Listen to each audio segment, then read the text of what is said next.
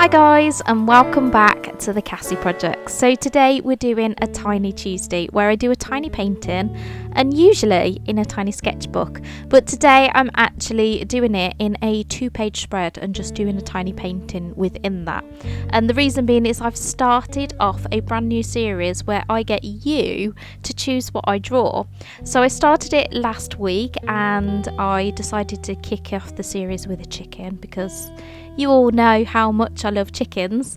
And then I basically said to you guys, comment down below and let me know what you want me to draw. So I also released a short version of this. This is the longer version where you get to see the real time. You get to see exactly how I draw the picture and all the techniques that I'm using. But yeah, in the short version I received loads of comments of different animals that I should draw, but there was 2 people that chose the same animal, and yeah, I thought it would work quite well because I also put out a little poll saying which type of animal do you want me to draw, and the highest voted one was farm animals, so that also related to this animal that you guys had chosen, and that is a rat. Yeah, I mean, I don't like rats much, but they're always on a farm and they can be quite cute actually. I mean, I did enjoy drawing this as well. It was, yeah, I really enjoyed it. It's one of my favourite animals I've ever drawn actually. I'm really unconfident at drawing animals, but I really enjoyed this one. So if you would like to, please leave a comment and let me know what you would like me to draw next week. So we started with a chicken and a rat. What would you like me to do next? I could do something completely different. I could do a insect, a sea creature, you know, whatever you'd like to challenge me to do, but please make sure it's not too hard. I did see someone commented that they want me to draw a horse, and I'm really bad at drawing horses, like so bad. I'm kind of dreading when everyone comments for me to draw a horse because I won't be able to get out of it. But yeah, they're just really hard to draw. So last week I found this really difficult to paint my chicken. I did it several times, but this time I had no way of just starting again because, you know, I've got my week 1 on here, I've got my chicken on here, so I can't just turn the page. I've got to just go with what is there and how it turns out, which terrifies me. It puts a lot of pressure on. But amazingly, I watched a video the other day. I forgot her name. What have I forgot her name? I can't believe I forgot her name. Jess Carp. She's incredible. Like, so incredible. What an artist. If you haven't seen her before, do go check her out. She's just insanely good. But yeah, I watched one of her videos and she was doing a bit of a tutorial on line and wash watercolour, which is, you know, what I love to do. And she did the wet on wet technique, and I tried this with this rat, and oh my gosh, it was amazing. I loved how the colours blended together. It was just insane. So I'm definitely going to continue to try that more. I really wish I'd done that with chicken as well, because I think I would have found it so much easier. It just kind of makes everything a lot more loose, and yeah, I just enjoyed the process so much more. So you'll see me trying out that wet on wet technique in this video, and yeah, it was awesome. What's been really cool is I posted last week a video where I customised my own phone case, and I actually disclosed to everyone that I'm autistic, and I just wanted to mention in this video like how wonderful it was to hear such lovely comments, and I've had so many messages from people just saying how, you know, brave I was to let everyone know and share that part of me, and I just, it was so lovely, and it was just overwhelmingly nice, all these lovely things that people have said to me. So yeah, that was really positive experience. If you haven't seen that video, I'll pop a little link at the top so that you can see that. But yeah, it was a really, really nice experience, and I'm really thankful for all the support that I've had on my channel, because this has been something that I absolutely love, and I've not found anything that I've wanted to do in life, and I suppose that's because it wasn't my special interest at heart, whereas this is everything to me. So what I want wholeheartedly is to be able to do art as a career for the rest of my life. So yeah, I'm really excited actually come September, because my daughter's starting school, which means I'm going to have a lot more time on my hands so that I can really, really pursue this career. And I've been thinking about lots of different things that I could be doing, because my YouTube takes a lot of my time, but now I'll have afternoons as well to be able to do more things, which means I could start creating things and selling things, and it's just really exciting to be able to go down a lot of different kind of avenues. So if you're an artist and you earn money, do let me know how you do it. I'd love to hear from you guys and your experiences from it. I've got a website, as you all know, but I'd like to have a try with Etsy as well, and do things that, you know, are more popular, that people want to buy, and not just my artwork, because that, you know, isn't so well searched, if that makes sense.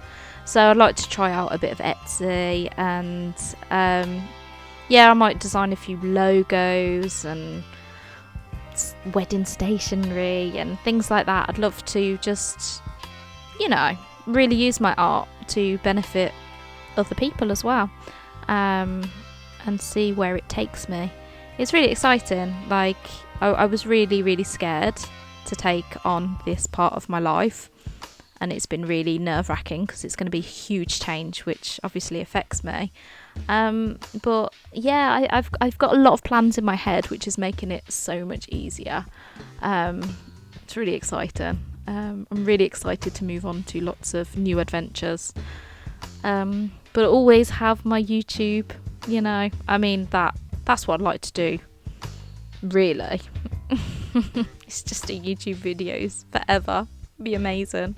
So yeah, if you can help me go viral, that'd be great. Thanks, guys. Which also reminds me, if you haven't already, please do subscribe to the channel and share my videos with people. Do keep watching more videos as well, because we're trying to build up watch time at the minute. So yeah, thank you guys, you're awesome. So I got out 2 brushes, but I ended up just using the one for the whole thing. It's become my favourite brush. It's a Scodapurla, of course, but it's the size 6 brush, and it's wonderful. It's got a lovely, lovely point on the end, and the Scodapurla brushes keep that point. They're amazing, but it's also thick enough to also have that nice big wash on there. So yeah, loving this brush in particular. Really like the size 6. As you can see, I'm adding water all over my little rat. I leave the tail, the ears and the feet, because I thought that I would probably want to do that dry, just to make the colours stand out a bit more, and also they're more of a pinky tone. So I just wanted to start with the fur first. I'm using a sepia. I do quite a light wash to the top of it, and then I add a little bit more of the sepia towards the bottom to show that shadowing, darkening up that area. So I'm going to let you know what colours I'm using again. I have got my 4 Daniel Smith watercolours, which is ultramarine blue, buff titanium, Hansa yellow, and vermilion. Is it? The red one is vermilion. And then I've got my Winsor & Newton watercolours, which is sepia, rose, Payne's grey and violet. So they're the colours that I'm using at the minute, and I'm trying to keep to that simplified palette, because I want to get better with colour theory. And as you can see, I'm now adding a little bit of rose into that sepia, and I'm putting that on the tail. And that was a really lovely colour actually for the tail. It had that pinkiness to it, but it weren't too bright that it weren't, you know, realistic. I also use rose on the ears and the feet as well, mixed in with a little bit of sepia. I'm now adding some Payne's Grey. So this was a little bit nerve-wracking. I didn't know what was going to happen, and I just kind of speckled it on to start with.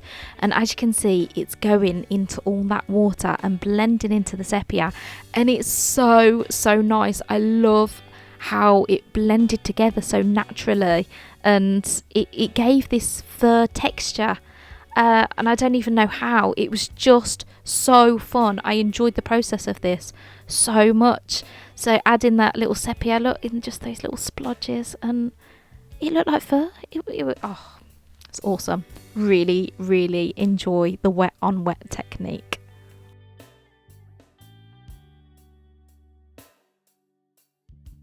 I'm now adding a bit more rose into there, and I'm using that to do the front of the face where the nose is, around the ears and on the feet. Very similar to the tail, but I think I added just a little bit more rose in that because I think it's just a little bit more pink.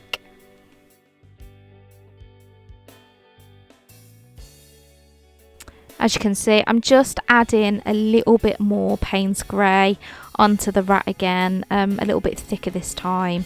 And as you can see, the water is kind of drying out a little bit now. So it's kind of just adding that little bit more of a speckled effect to try and show that, you know, it's a furry little rat. Okay, so I am actually on holiday right now in Wales. As you can see, it's a little bit different. I'm sat in a conservatory in the countryside, and it's glorious. And I didn't have my usual hairdryer, so I had to use my hairdryer that I was using for my hair, which was a lot more powerful. And I just went for it and didn't even think about it. And the water just flew across the page, like the paint and the water, the thicker bits, the wetter bits, and created these lines. And I was like, oh no! I was really annoyed to start with. But actually, when it was all dry, I was like, oh my gosh, that looks really cool. Like, I really like it, these little splats of paint. I think it's just going to work really nicely with the composition of the whole page. So I'm actually really happy that happened. I was annoyed to start with, but actually, I think it's wicked, and I think it really adds to the painting. See, this is the wonderful thing about art. You can make mistakes, but they turn into happy accidents, don't they? As Bob Ross would say. And that was a very happy accident. So I'm going in with a lot more detail now. I'm doing darker patches underneath the feet, and I added a bit more pink into the tail, the nose and the ears. But I absolutely love mainly the texture that on the fur, and that was just down to that lovely wet on wet technique. So pleased with how it's worked out.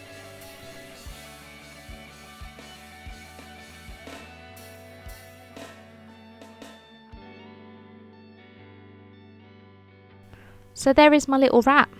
I hope you enjoyed this, and I hope that you find the real time interesting, and that, yeah, it's something that you enjoy watching.